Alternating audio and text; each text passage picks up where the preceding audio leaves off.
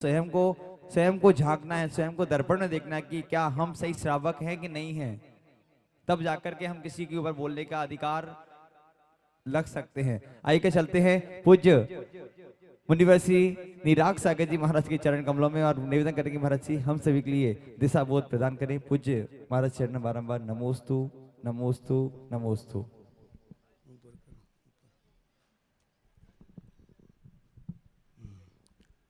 ओम नमः सिद्धेभ्यः ओम नमः सिद्धेभ्यः जय श्री ओम नमः सिद्धेभ्यः। जय लोग पंच परमेष्टि भगवंतों की, संत शिरोमणि आचार्य भगवंत श्री 108 विद्यासागर जी महामुनिराज की, नवाचार्य 108 समय सागर जी महामुनिराज की, मुनिवर्षी 108 अजित सागर जी महाराज की, 3 कम 9 करोड़ मुनिराजों की, परम पूज्य निराग सागर जी महाराज की, समस्त मुनियाचार्य संघ की।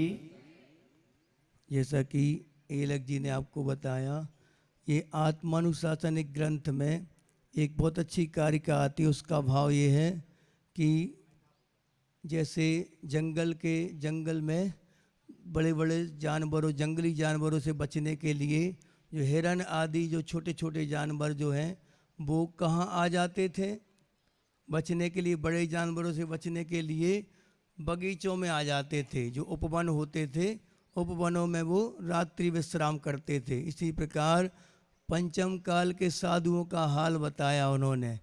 आचार्य गुणभद्र देव ने क्या बताया कि परिसय उपसर्ग अब उत्ता सहनन बचा नहीं। पंचम काल में साधुओं का हीन सहनन है, और हीन सहनन के साथ वो अपना संयम का रक्षा करने के लिए, संयम की रक्षा के लिए कहाँ आ जाते? आप लोगों के बीच में, और यहाँ संत निवास आदि में बस्तियों में रहना पड़ रहा साधु के लिए। वरना साधु का निवास स्थान क्या है? कौन सा? शून्यागार, विमोचितावास। ये बताया साधु के स्थान।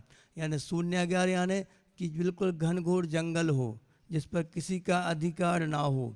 ऐसे स्थानों पर रहना साधु के ग्रह कहलाते, प्राकृतिक ग्रह कहलाते। अब इनकी जगह कहाँ रह रहे हैं? असंयमियों के बीच में रह रहे हैं, बिल्कुल अजगर सर्पों के बीच में, सर्प से भरे हुए घने जंगलों के बीच में रह रहे हैं। तो असर तो पड़ेगा, क्योंकि कई प्रकार के सर्प होते ना, फुसकार मारने वाले भी होते, डसने वाले भी होते। इन सब सर्पों को बस में करने वाले अब दो काम एक्स्ट्रा बढ़ गए मुनियों के पंचम काल में। एक तो सर्प को बस में करने की कला भी आनी चाहिए, और दूसरा कोई डस ना पाए, हमें ये ध्यान रखना चाहिए, वरना बहुत खतरनाक असर चढ़ता।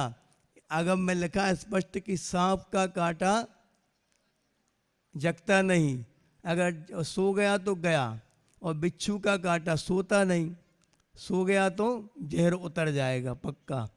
ये 2 चीज़ें हैं। सांप का काटा क्या होता? सो नींद आती उसके लिए, और नींद आ गई तो फिर वो सो जाएगा हमेशा के लिए, उसको सोने नहीं दिया जाता, बैंड आदि बजाए जाते उसके सामने कि सो ना पाए। इसी प्रकार 2 प्रकार के जहर हैं। ये कौन कौन से? चारित्र मोहिनी और दर्शन मोहिनी। दर्शन मोहिनी का जहर सांप का जहर है, और चारित्र मोहिनी का जहर बिच्छू का जहर है। वो तड़पता है, नसता है बार बार, न सोएगा न सोने देगा। कौन? जिसको बिच्छू काटता है। इसलिए कि ये दोनों कलाएं आनी चाहिए साधुओं के लिए भी, और श्रावक को तो आती हैं ही, तो कोई बात है नहीं इसमें। वो जहर चढ़ाने में माहिर है। लेकिन साधुओं का आचार्य बोलते थे कि तुम्हारे अंदर क्वालिटी है, अगर साधु के अंदर क्वालिटी है तो निश्चित है कि वो तुम्हारे रंग में रंग जाएगा श्रावक।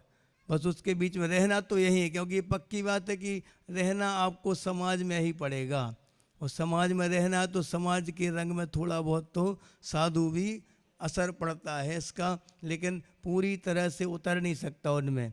हमारे हाल क्या है कि ना आपके बीच में पूरी तरह से आ सकते, और ना पूरा अध्यात्म में जा सकते कि जंगल सब कुछ छोड़ के जंगल पहुंच जाए। इसलिए ये अनिवार्य है सावधानियां विशेष रखना।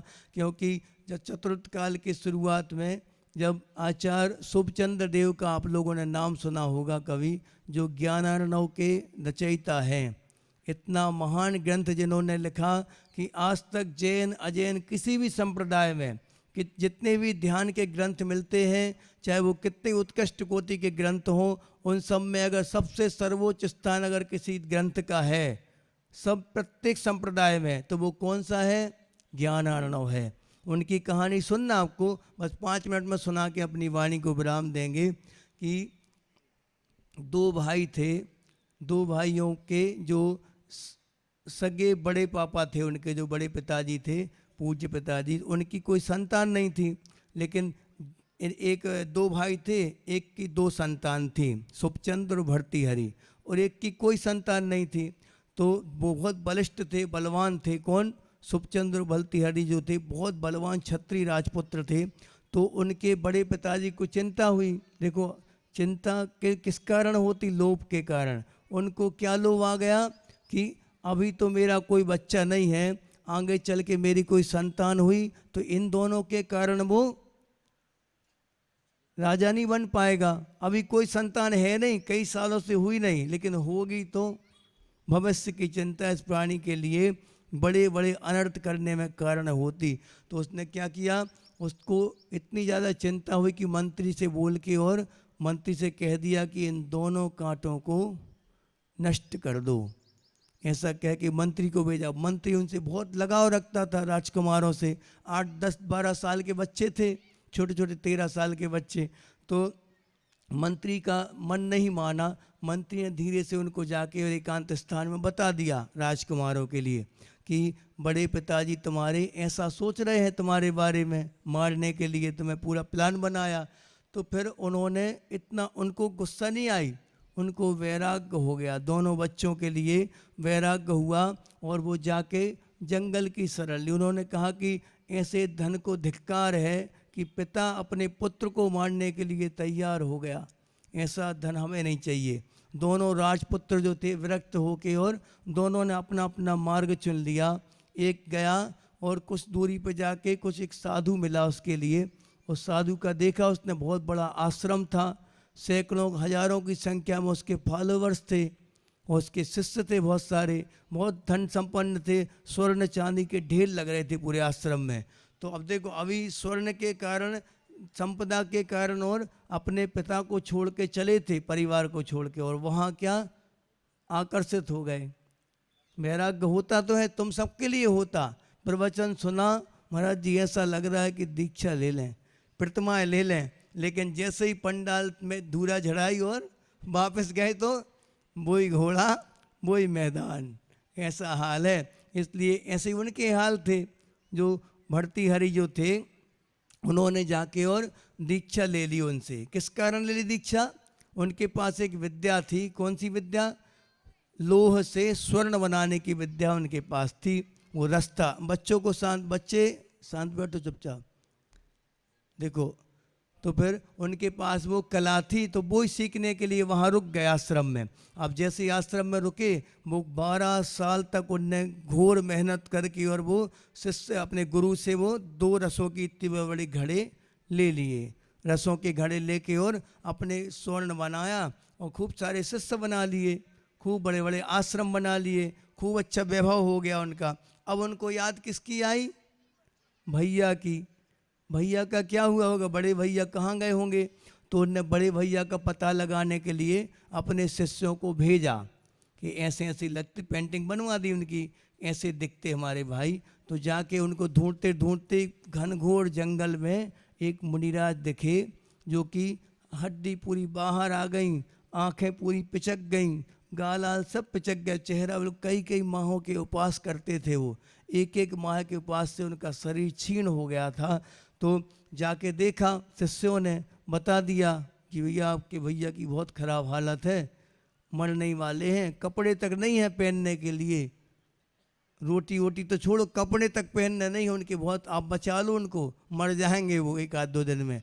तो फिर वो फिर गए, उनने बोला कि जाओ हमारे भैया के लिए एक घड़ा दे दिया कि भैया के लिए दे देना, बता देना कि सोना बनता है इससे, लोहे पे डालो, तो बता दिया। वो चला गया और वहाँ जाके बैठा, थोड़ी देर ध्यान पूरा हुआ। बोला कि आपके भाई ने भेजा है, ये बहुत बड़े सम्राट हैं, वे तपस्वियों के सम्राट हैं, चक्रवर्ती हैं तपस्वी, ऐसा कुछ बोला, उपाधि लगा दी 10-12 एक्स्ट्रा। अब बोल के बोलता है कि आपके भाई ने आपकी गरीबी दूर करने के लिए ये दिया है। किससे कहा गरीब? मुनिराज। अब गरीब तो है ही, आप लोगों की दृष्टि में गरीब हैं गरीब। हाँ, तो फिर उन्होंने क्या किया, वो घड़ा रख दिया। महाराज जी ने कहा इसको पत्थर पे डाल दो। अरे आपने सुना नहीं क्या अच्छे से, लोहे पे डालना है। हमने कहा ना पत्थर पे डाल दो, आपने हमें दिया पत्थर पे डाल लो। अब उन्होंने कहा इनकी मति मारी गई है, अब इनकी बुद्धि भ्रष्ट हो गई, तो अपन क्या करें। उन्होंने पत्थर पे डाल के चला गया। भाई को बताया, उन्होंने कहा तुमने अच्छे से नहीं बोला होगा। वापस पहुँचे पूरे वैभव के साथ, 500 हाथी लेके, हाथी घोड़ा और पालकी सब कुछ लेके पहुँचे, पूरे शिष्य मंडली के साथ वहाँ पहुँचे। और जो एक घड़ा रस बचा था वो भी लेके गए, और लोहे के टुकड़े लेके गए बहुत सारे, सोना बना के दे देंगे, खुश हो जाएंगे भैया। अब पहुँचे और अच्छे से मिलाप किया, उनके पैर छुए भैया के, अपने मुनिराज को नमोस्तु किया अच्छे से मिल के। और क्या बोलते हैं, आपके क्या हाल हो गए, हमें देखो, हम कितने वैभव संपन्न हैं, आप हमारे साथ चलो, अपन दोनों साथ में रहेंगे, खूब शिष्य बनाएंगे अपने। तो मुनिराज ने कहा कि क्या प्राप्त किया तुमने? हमने रस प्राप्त किया। उन्होंने वो रस का घड़ा लिया, अंतिम घड़ा बचा था, उसको पत्थर के ऊपर मार दिया, पूरा का पूरा रस बेकार हो गया। अब वो गुस्से में झिलमिला गया, बिल्कुल एकदम तलमिला गया। वो क्या बोलता है, आपने मेरी 12 साल की मेहनत व्यस्त कर दी, पूरी बेकार कर दी पूरी मेहनत। तो वो क्या कहते हैं मुनिराज सुखचंद स्वामी, वो कहते हैं आपने 12 साल इसके लिए मेहनत करी, इसके लिए एक युद्ध ही तो लड़ना था, पिताजी को मारना था, बस पूरा स्वर्ण पूरा साम्राज्य अपना था, इतना बड़ा वैभव अपन छोड़ के आए थे, उसके लिए तुमने 12 वर्ष बेकार कर दिए। तो उन्होंने क्या बोला, हमने 12 वर्ष में ये कमाया, तुमने क्या कमाया, भूखे मर रहे आप, कपड़े पहनने, तन पे कपड़ा तक नहीं आपके। उन्होंने क्या बोला सुखचंद स्वामी ने, उन्होंने कहा तू दिगंबर मुनि से पूछ रहा है मैंने क्या किया। उन्होंने अपने पैर की धूली उठाई पैर के नीचे से और पत्थर पे मारी, वो स्वर्ण का बन गया। क्या बन गया? स्वर्ण का पूरा पाषाण बन गया वो, और उसी का नाम पड़ा क्या, सोनागिरी। हाँ, अभी भी है वो स्वर्णगिरी, सोचो। और वहीं पे फिर वो नतमस्तक हो गए, 500 शिष्य पूरे नतमस्तक हो गए उनके। और क्या बोले उनके चरणों में आके, हे भगवान हमें ये कला सिखा दो। क्या बोले, ये कला हमें भी सिखा दो। तो उन्होंने कहा ये कला सीखने के लिए आपको हमारे जैसा निर्धन होना पड़ेगा, पहले धन से रहित होना पड़ेगा। फिर उनको दीक्षित किया, और जबकि पहले वो वैष्णव मत में दीक्षित हुए थे। भर्तृहरि शतक, श्रृंगार शतक, सुनीति शतक नाम से कई संस्कृत के प्रकांड विद्वान थे भर्तृहरि, और एक से एक उन्होंने बहुत प्रभावना करी उनके मत के अनुसार। फिर बाद में दिगंबर दीक्षा ली, फिर दिगंबर दीक्षा लेके उनको स्थित करने के लिए, ध्यान का अध्ययन करवाने के लिए आचार्य सुखचंद स्वामी ने कौन सा ग्रंथ लिखा, ज्ञानार्णव महान ग्रंथ लिखा, जो आज भी जिसका कोई काट नहीं है, जो सर्वोच्च ग्रंथ माना जाता ध्यान के ग्रंथों में। ऐसे महान दिगंबर यतियों की अपन यश गाथा पढ़ें तो लगता है कि कुछ नहीं कर रहे, वर्तमान उनके गुणों का उच्चारण कर लें कम से कम, वही बहुत बड़ी बात होती। और उन्हीं की आराधना करने के लिए अनुशासन सिखाते हैं आपके लिए लग जी, कितने अनुशासित पूजा करवाते हैं। आपको अच्छा नहीं लगता पूजा करना, देखो तो कल से याद रखना, जिनकी बारी आए, जिनको जैसा निर्देश दिया जाए वैसा करो, मजा आएगा, आनंद आएगा उसमें। और गुरु आज्ञा पालन करने का पुण्य भी लगेगा, 2 पुण्य एक साथ, पंच परमेष्टि की आराधना का पुण्य और गुरु की आज्ञा में चलने का पुण्य, दोनों पुण्य एक साथ। आप लोग बनिया हो, ये ध्यान रखो, बनिया हमेशा कहाँ लाभ हो रहा वो देखता है, और लाभ अभी वर्तमान में आपको आवश्यकता क्या है, पुण्य की प्रत्येक कदम पर आवश्यकता पड़ती। श्रावक के लिए आचार्य जी बोलते थे कि जो व्यक्ति पुण्य के लिए मना करे, बाधा डाले, वो व्यक्ति से उससे दूर रहना 10 हाथ। जो व्यक्ति ये बोले कि पुण्य और पाप की क्रियाएं तो समान हैं, दोनों सोने की बेड़ी हो चाहे लोहे की बेड़ी हो, बेड़ी तो बेड़ी है, ऐसे व्यक्ति से 10 हाथ दूर रहना।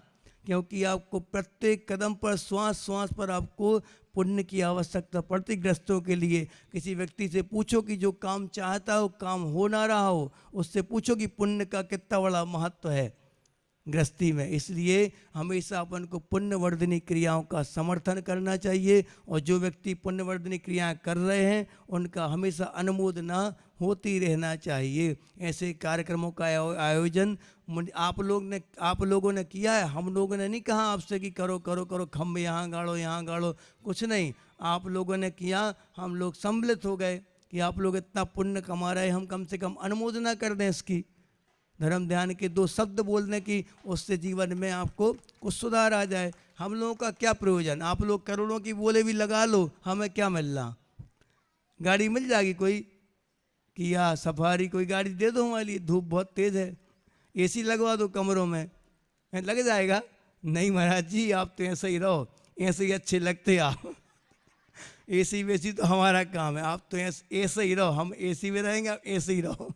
तो देख, इसी भावना के साथ कि ये स्वरूप ज्यों का त्यों चलता रहे, हम लोग आपके बीच में रह के भी और निर्दोष बने रहें, इसी भावना के साथ आचार्य गुरुदेव श्री विद्यासागर जी महामुनिराज की जय। परम पूज्य